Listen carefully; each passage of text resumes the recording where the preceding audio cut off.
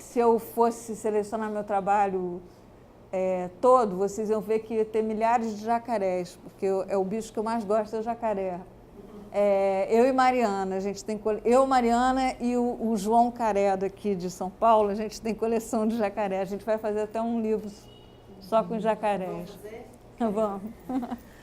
Esse livro aqui é o Sabiá a Girafa, que é um livro do Léo Cunha, que eu às vezes fico muito preocupada quando eu recebo um texto muito bom em não passar por cima do texto, sabe? A gente tem que ter um cuidado muito grande em não prejudicar o texto. O ilustrador ele não pode ficar querendo ficar sambando no palco, sabe? Ele tem uma medida, né? O escritor e o ilustrador têm que dançar junto.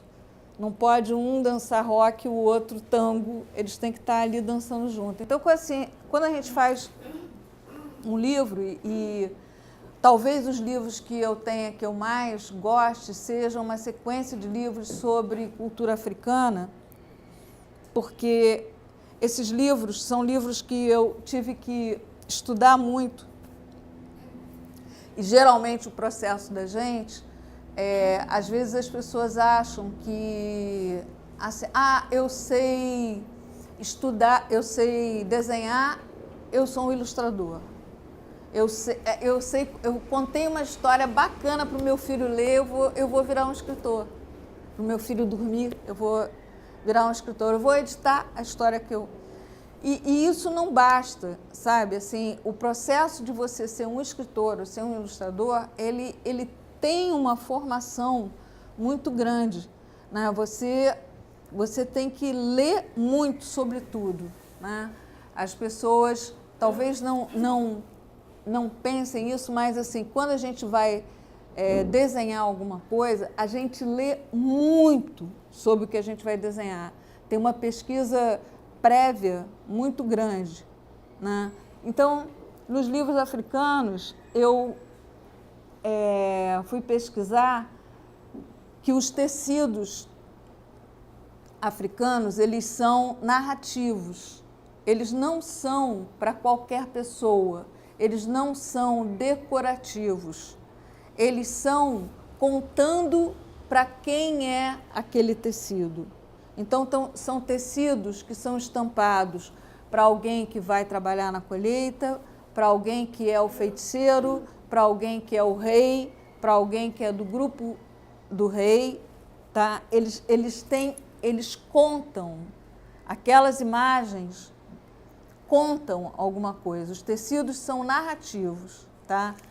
E aí, essa história do Ula, do Rogério, foi uma história que para mim foi muito estranho fazer, porque é uma história de uma mulher canibal, e eu ficava pensando, gente, como é que eu vou desenhar uma mulher canibal? Como é que eu vou desenhar uma pessoa que come outras pessoas, né? Vai ficar grotesco, principalmente se a gente fizer isso com uma coisa realista, né? Fica, pelo menos para mim, né? No meu entendimento, ia ficar ruim. Eu levei um tempão, eu geralmente trabalho muito rápido, mas esse livro eu levei um tempão para fazer, porque me bloqueava o tempo todo. Aí um dia eu fui ver, eu estava achando que as crianças iam ficar com medo, que ia ficar grotesco. E um dia eu fui ver desenho animado.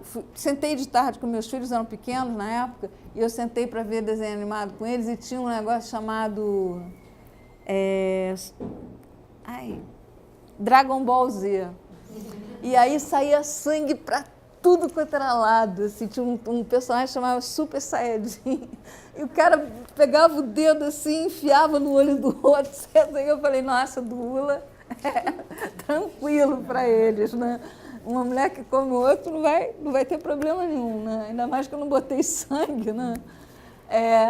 Então, tem uma coisa, assim, sobre o aspecto da imagem, para falar com vocês, né? Então, quando a gente faz uma capa, o que a gente... Gente, desculpa, eu estou meio de costas aqui para vocês.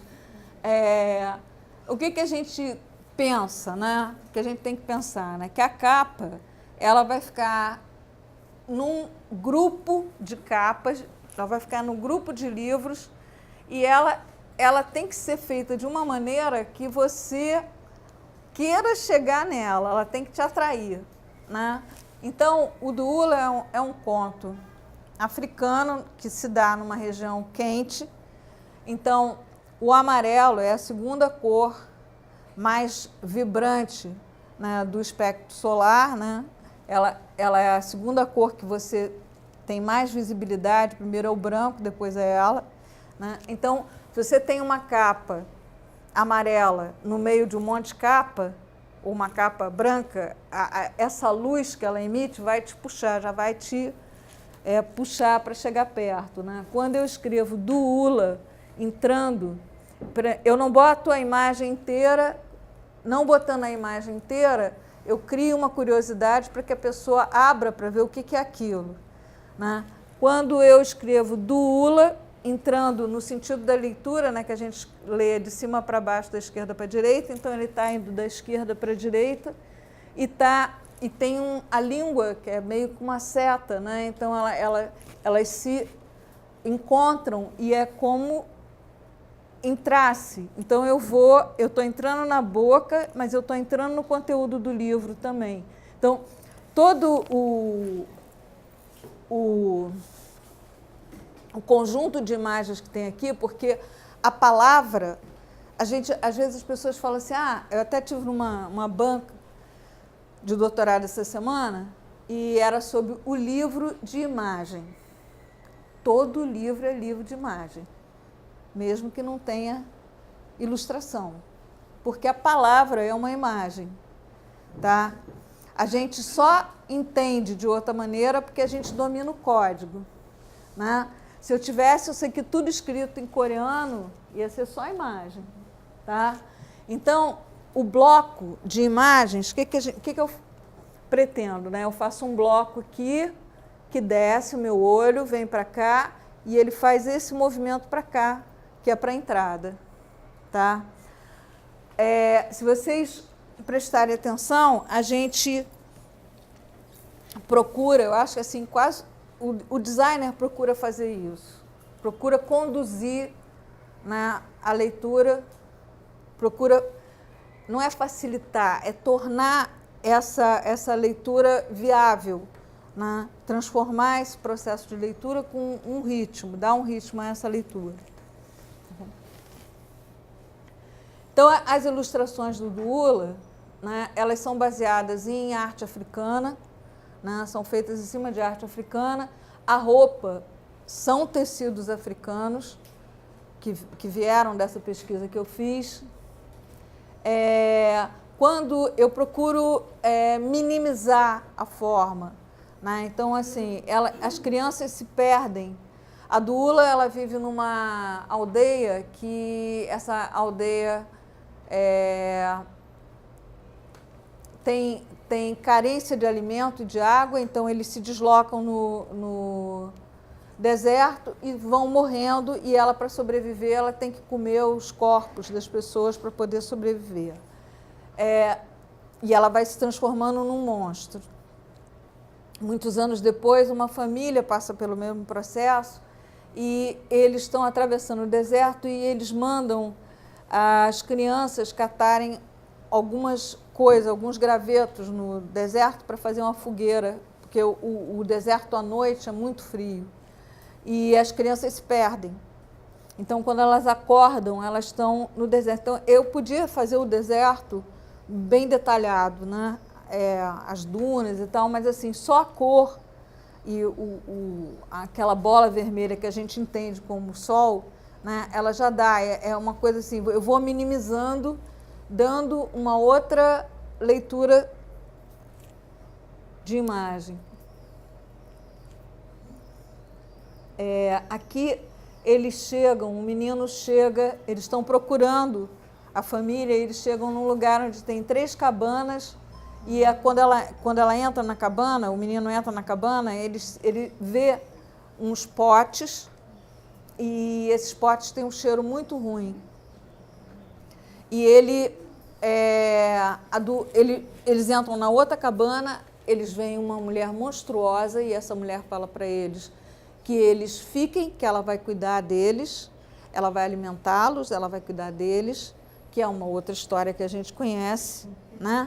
Porque essas histórias fazem parte do inconsciente coletivo, né? Essa história é um conto do universo maravilhoso que se dá na Eritreia, que é uma parte da África bem ao norte, e aí tem uma hora que as crianças, elas combinam de fugir, o menino foge, ele é picado por uma cobra, a Dula vai atrás dele e diz a ele que se ele voltar, ela tira o veneno. Aí ele concorda e ela traz ele de volta, tira o veneno, traz ele de volta. Tem uma tempestade de areia e os dois conseguem fugir de novo. Aí eles fogem e eles chegam na beira do mar e eles se ajoelham e pedem para o mar se abrir, que é a passagem bíblica, porque a Eritreia é bem na mesma região, entendeu? E aí esse mar é um mar árabe, é uma área árabe. Então esse mar, ele tem a altura de uma catedral, ele tem essa verticalidade para dar essa leitura, né, de algo poderoso, de algo como se eles estivessem pedindo a Deus que abrisse para eles passarem. E os arabescos gregos, árabes da área, né?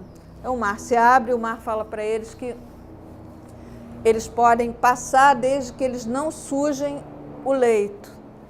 Eles têm que passar e deixar o leito limpo. Aí a Dula, eles passam, aí a Dula chega, pede para o mar se abrir, o mar fala a mesma coisa para ela, só que quando ela vai passando, ela vai jogando um monte de lixo. E aí o mar se fecha e os peixes acabam comendo a Dula. Os meninos chegam na outra margem, encontram a família.